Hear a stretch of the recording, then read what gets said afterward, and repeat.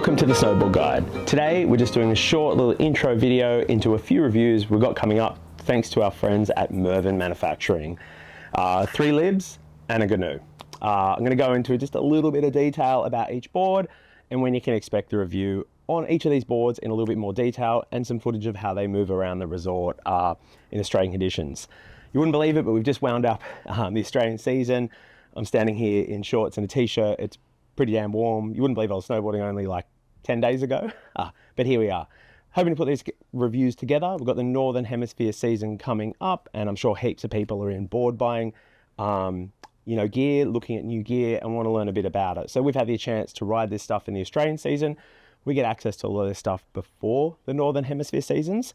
So I've been riding this equipment for the last 4 months, since June 2025. So I had a chance to check it out in variety conditions. We've got some clips, but today, just going to go in a little bit of detail about each board and when you can expect the full review on each of them. First up, this is the Banked Country by GNU.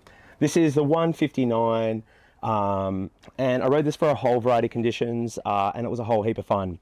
Definitely different to boards I ride. It's got a lot more nose than I'm used to, but I did shuffle it around to kind of shorten that and even up, but definitely still was a very directional shape, but also has Mervin's famous magnet traction. So it's cool to check those two things out. This thing was a whole heap of fun, had really great flex, was really easy to ride, great hold thanks to the magnet traction, and was just a really easy and very fast board. So it was really cool to check this out. We got some footage of it, how it goes across the resort, and we're going to go into a full detailed review to talk a little bit more about that. But yeah, that is the Banked Country. I think I said I rode it in the 159, but it comes in a whole variety of sizes. While we're on directional shapes, we've got the Lib Rig by Sweetfish. Lib Rig, I was riding again in the 159, and again, nice board, traditional camber, felt really good underfoot. Set back slightly. I did adjust the bindings just a tad to give it less nose than design, but I did try out both. What felt good, I guess, and I'll go more in the review, where the directional shapes, you could really feel the bigger nose on the Banked Country, but on the Lib Rig, it just felt all really natural and nice. And I'm someone that rides thinly centered twin shapes, so this was very different for me, but it felt very, very natural. Again, it's one of my favorites. Run one on day one, felt natural, easy to ride. The flex was gentle. It was a whole heap of fun. We got this in some like really hot, late, bad Australian power, and it felt good. It slashed, it jumped, it did everything I wanted to. And I'm really keen to talk about this in more detail in the full review. But yeah, this was a real fun board and I really enjoyed it. I wasn't sure at first, the directional shape, etc. More of a free ride shape, something I'd be taking like over to Whistler or something, but it went really well in Australia and I really, really enjoyed it. So keen to get the full review and talk about it in a bit more detail. Next up is the DPR by Lib Tech. You never heard of the DPR? Well, don't worry, I hadn't heard of the DPR either. It was not on my radar, but it should be on your radar. What was really cool about the DPR, it is a twin directional shape, so it's set back slightly, but you can move through the inserts to give it a more sort of twin shape. It's got your natural camber, traditional camber. It also comes with magnet traction, and it comes with a price point slightly lesser than the other boards in the Lib or sort of whole snowboard sort of range, but it includes all their amazing tech. It's got this really cool top sheet, which I thought was really good, and something weird, I don't know, it was really, really fast. It was a very, very fast board from the first day I got on it. I don't know why, but anyway, I'd never heard about the DPR. And you probably haven't either, but you should look into the DPR. Saying that, I rode it in a 56. I got to check this out in the park on some jumps, a few little jibs. The thing was a whole heap of fun, and I was frothing to check it out. Again, I didn't know what it was, but I spoke to the guys at Mervin in Australia, and they're like, check this out. It's a good board we got at a bit of a different price point, and I'm frothing it did. We'll have the full review on this, a bit more detail, some footage, etc. coming to you really shortly. And last but not least is the Sweet Fish by Matt Biolis and Austin Sweden. When I started reviewing snowboards, coming from a background of reviewing surfboards, I never thought I'd be reviewing a Mayhem, but hey, here we are. Anyway, this is the Sweet Fish by Lib. It's a collaboration between Matt Biolis, Mayhem, and Austin Sweden. I didn't think I could check out the Lib Rig and not check out the Sweet Fish.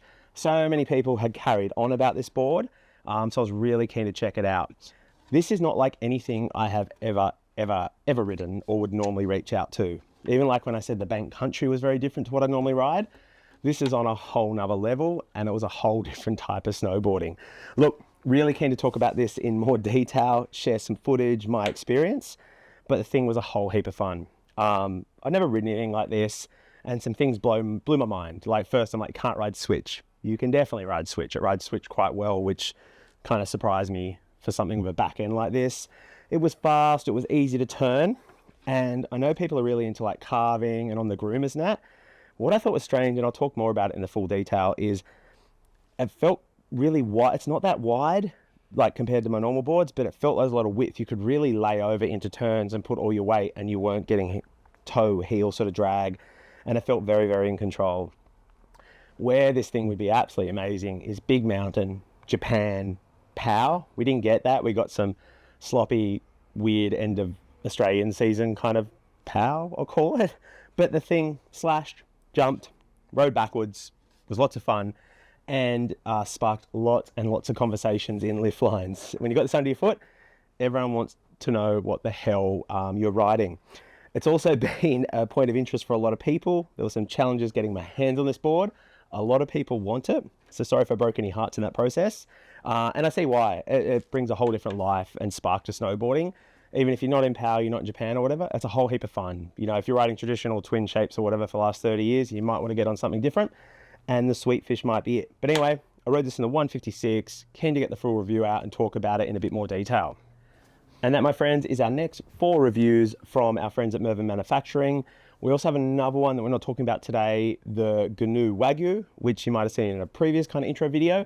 That will be coming up really soon. That was also a whole heap of fun, but that will be coming along with all these reviews. You know, we've just wound up the Australian season. You wouldn't believe I was snowboarding only like a week or 2 ago.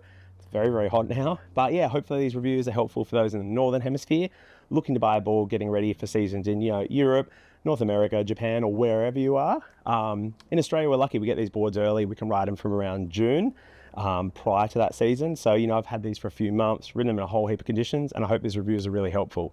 If you don't already, it'd be awesome if you could subscribe, if you could like, share, whatever that sort of stuff is. Also, check us out on Instagram at The Snowboard Guide. Hit us up at the boards you want to see. We've got about a dozen reviews that are going to come out over the next month or 2 prior to the Northern Hemisphere season. And then we're lucky enough to actually get over to the Northern Hemisphere, and we'll start looking at some 2027 shapes. That sounds crazy. It's still 2025 and we're talking about 2027. But we'll start looking at some of those shapes over, you know, January through to May, getting ready for the next Australian season and the next Northern Hemisphere season. But anyway, hit us up with questions. Let us know what you're liking, you want to see, you want to learn more about, and we'll bring that stuff to you. But anyway, thank you so much for watching, and thanks to our friends at Mervin, Lib and GNU in Australia for the opportunity to check these boards out. We'll be out soon with the full reviews on all of them. Thanks so much.